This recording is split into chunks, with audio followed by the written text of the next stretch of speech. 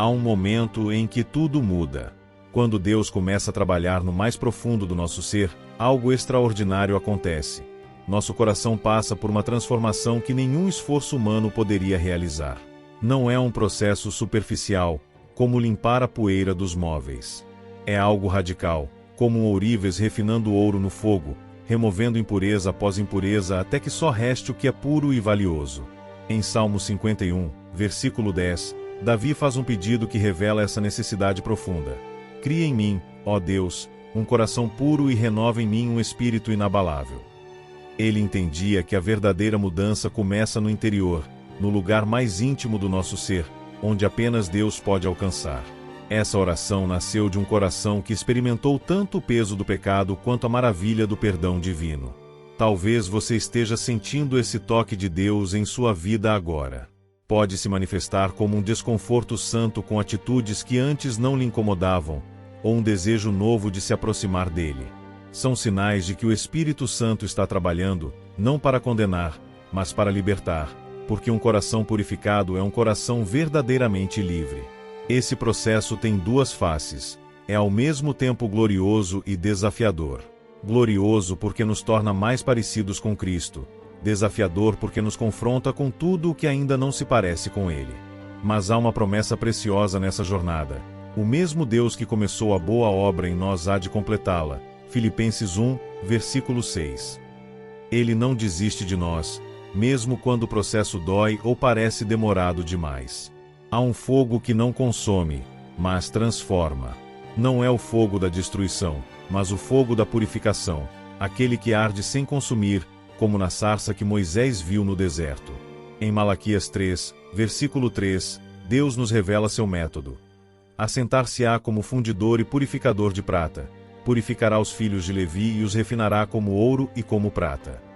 Esse é o processo pelo qual todo filho de Deus passa, não para ser destruído, mas para ser aperfeiçoado. No seu livro O Espírito Santo, Billy Graham relata que muitos cristãos fogem desse fogo divino porque o associam apenas com dor. Ele escreve: Deus não nos purifica para nos machucar, mas para nos libertar. Cada camada de impureza que ele remove é uma corrente que se quebra. E é exatamente isso que vemos na vida de Pedro. Antes do fogo do julgamento próprio, quando negou Jesus 3 vezes, ele confiava em sua própria força. Depois do fogo purificador, ele se tornou um vaso que abalou o mundo com o Evangelho. Você já sentiu esse calor do refinamento de Deus? Talvez ele esteja trabalhando em áreas que você nem sabia que precisavam ser tratadas. Orgulho disfarçado de autoconfiança, medo camuflado de prudência, ou até mesmo amargura que você chamava de justiça própria. O fogo dele não queima aleatoriamente, ele atinge exatamente onde é necessário. Em 2 Timóteo 2, versículos 20 e 21, Paulo explica que há vasos para honra e outros para desonra. A purificação é o que nos prepara para sermos usados por Deus de maneira extraordinária. Mas por que o fogo? Porque apenas o calor intenso separa o precioso do vil. Um ourives não confia em métodos superficiais para purificar ouro. Ele sabe que só o fogo pode revelar o que realmente está no metal. Assim é com o nosso coração. Nossas boas intenções, esforços humanos e máscaras religiosas não sobrevivem ao calor da presença de Deus. O que permanece é apenas o que é verdadeiro, eterno e puro. Há uma promessa escondida nesse processo. Deus nunca nos coloca no fogo e vai embora. O refinador fica ao lado do crisol, observando atentamente, até ver seu próprio reflexo no metal. Quando você sentir o calor aumentando, lembre-se, isso não é abandono, mas atenção minuciosa daquele que se importa profundamente com você. Algo sutil começa a acontecer quando Deus coloca suas mãos em um coração. Mudanças que antes pareciam impossíveis tornam-se reais. Atitudes que estavam enraizadas por anos começam a se transformar. Não é um terremoto repentino, mas um trabalho delicado e profundo, como um rio que, gota após gota, esculpe a rocha mais dura. O primeiro sinal é uma sensibilidade aguçada ao pecado. O que antes parecia normal ou não tão grave agora incomoda. A mentirinha inofensiva, o julgamento rápido dos outros, a negligência com a oração, tudo isso começa a pesar como nunca antes. É como se Deus acendesse uma luz dentro de nós, revelando o que antes estava escondido nas sombras. Essa não é uma condenação, mas uma graça, porque só podemos lidar com o que enxergamos. Outro sinal claro é a fome pela palavra. A Bíblia deixa de ser apenas um livro religioso e se torna alimento vital. Versículos que você leu muitas vezes antes começam a falar diretamente ao seu coração. Em Jeremias 15, versículo 16, o profeta descreve essa experiência. Achadas as tuas palavras, logo as comi. As tuas palavras me foram gozo e alegria para o coração. Quando Deus está purificando um coração, Ele cria um apetite pelo que é puro, verdadeiro e eterno. Os relacionamentos também revelam essa transformação. A paciência que faltava começa a surgir. O perdão que parecia impossível se torna realidade. Você percebe uma capacidade nova de amar sem esperar algo em troca, não por esforço próprio, mas porque o amor de Deus está sendo derramado em seu coração pelo Espírito Santo. Romanos 5, versículo 5. Talvez o sinal mais bonito seja a mudança nos desejos profundos. O que antes trazia satisfação agora parece vazio. Objetivos que eram prioridade absoluta perdem importância. Nasce um anseio novo por coisas que realmente importam, por Deus acima de tudo. É como se Ele estivesse recalibrando nossa bússola interior, ajustando nosso coração para o que realmente vale a pena. Esse processo não é linear. Há dias de avanço e dias de luta. Mas quando Deus começa essa obra, Ele a completa. O mesmo Espírito que convence do pecado também capacita para a mudança. E o mais extraordinário, Ele faz tudo isso não porque nos rejeita, mas porque nos ama profundamente e quer nos libertar de tudo que nos impede de viver plenamente nele. Ninguém gosta de sentir dor, mas há um tipo de sofrimento que não destrói, transforma. Quando Deus começa a purificar um coração, a primeira sensação muitas vezes não é de alívio, mas de desconforto. É como quando um médico limpa profundamente uma ferida. Dói, mas é necessário para a verdadeira cura. No seu livro A Jornada, Billy Graham faz uma analogia poderosa. A purificação divina é como uma cirurgia espiritual. Deus corta não para machucar, mas para curar o que nos impede de viver plenamente. Essa dor que sentimos é o sinal de que Ele está removendo o que nos faz mal, mesmo quando nos apegamos a isso como se fosse parte de nós. Em Tiago 1, versículos 2 a 4, somos desafiados a considerar como motivo de grande alegria as provações que enfrentamos, sabendo que a prova da nossa fé produz perseverança. Mas como encontrar alegria no meio da dor? A resposta está no propósito por trás do processo. Quando um ourives refina a prata, ele sabe exatamente quando o metal está puro. É quando ele pode ver seu próprio reflexo nele. Deus trabalha em nós até que Cristo seja formado em nós. Gálatas 4, versículo 19. Mas há um segredo precioso nisso tudo. Deus nunca desperdiça nossa dor. Cada lágrima, cada momento de angústia, cada noite de oração, tudo é usado por Ele para nos moldar. A cruz nos lembra que o sofrimento pode ter um propósito eterno.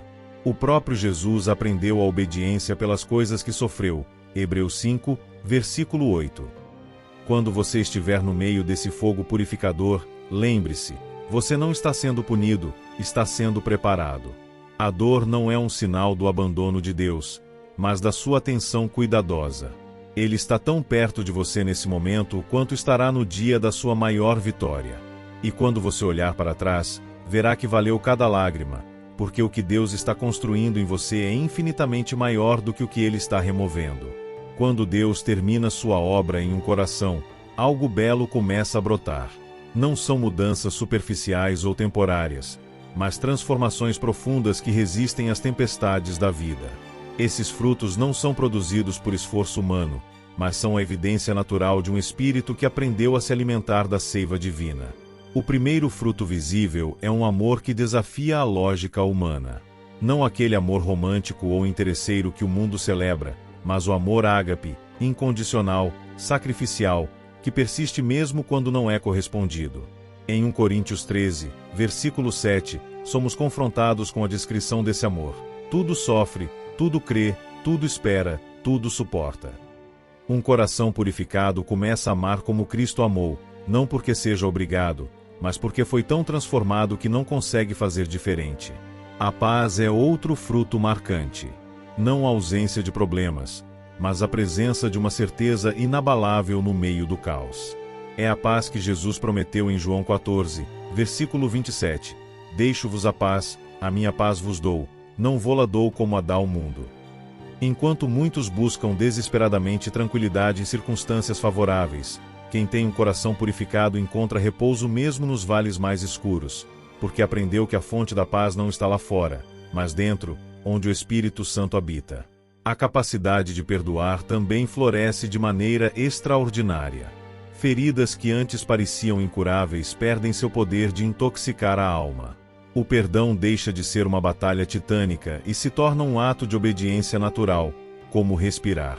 Isso acontece porque um coração purificado entende profundamente o quanto foi perdoado por Cristo, e essa compreensão quebra as correntes do ressentimento. Colossenses 3, versículo 13. Mas talvez o fruto mais surpreendente seja a alegria que brota mesmo em meio à dor. Não é felicidade circunstancial, mas um contentamento profundo que vem da certeza de pertencer a Cristo. Essa alegria não depende do que se tem ou do que acontece, ela simplesmente é, porque sua fonte é o próprio Deus. Um coração purificado também desenvolve uma sensibilidade espiritual aguçada. Passa a discernir não apenas o certo e o errado, mas também a vontade de Deus em situações complexas. Suas escolhas são guiadas por uma sabedoria que vem do alto, prática, pura, pacífica. Tiago 3, versículo 17. O mais belo é que esses frutos não são para consumo próprio. Eles existem para alimentar outros. Quando nosso coração é purificado, tornamo-nos canais da graça de Deus, não por mérito, mas porque Ele, em sua bondade, escolheu fluir através de vasos que se renderam ao seu processo de transformação. A purificação do coração não é um processo passivo. Embora seja obra exclusiva do Espírito Santo, ele nos convida a uma cooperação ativa, não para fazermos sua parte, mas para não resistirmos à sua ação transformadora. No seu livro O Espírito Santo, Billy Graham afirma: Deus não força sua vontade sobre nós, mas espera nossa rendição amorosa. Cada sim que damos ao Espírito Santo é um passo mais perto da libertação que tanto almejamos. O primeiro passo é a honestidade radical.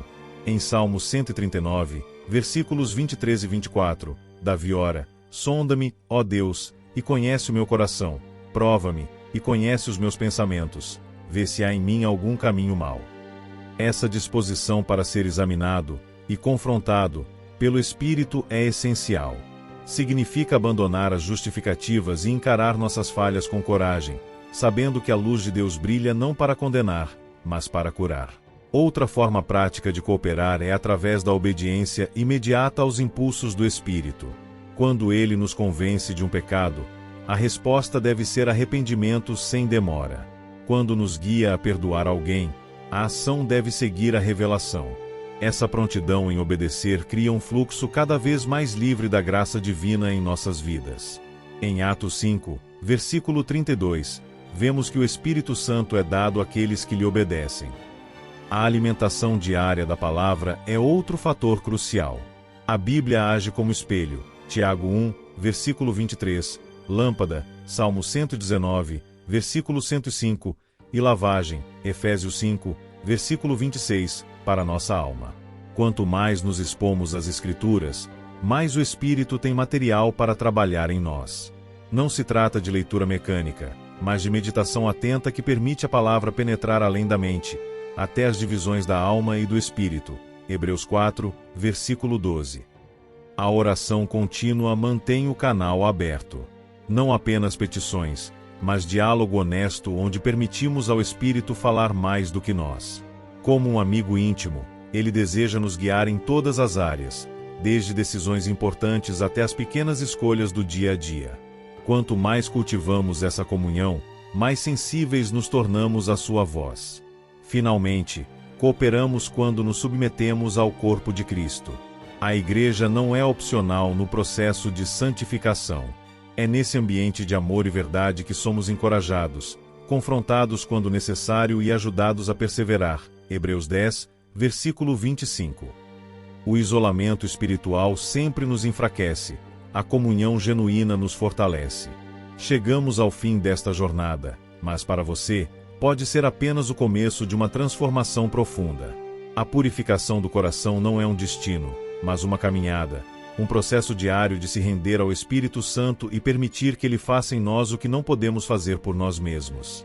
Lembre-se, Deus não inicia uma obra para abandoná-la pela metade. Aquele que começou a boa obra em você há de completá-la. Filipenses 1, versículo 6. Cada momento de desconforto, cada revelação dolorosa, cada passo de obediência, tudo faz parte do plano divino para moldar em você o caráter de Cristo. Não é um caminho fácil, mas é o único que vale a pena percorrer. Você já percebeu como um diamante bruto parece uma simples pedra até passar pelo processo de lapidação? Assim é conosco.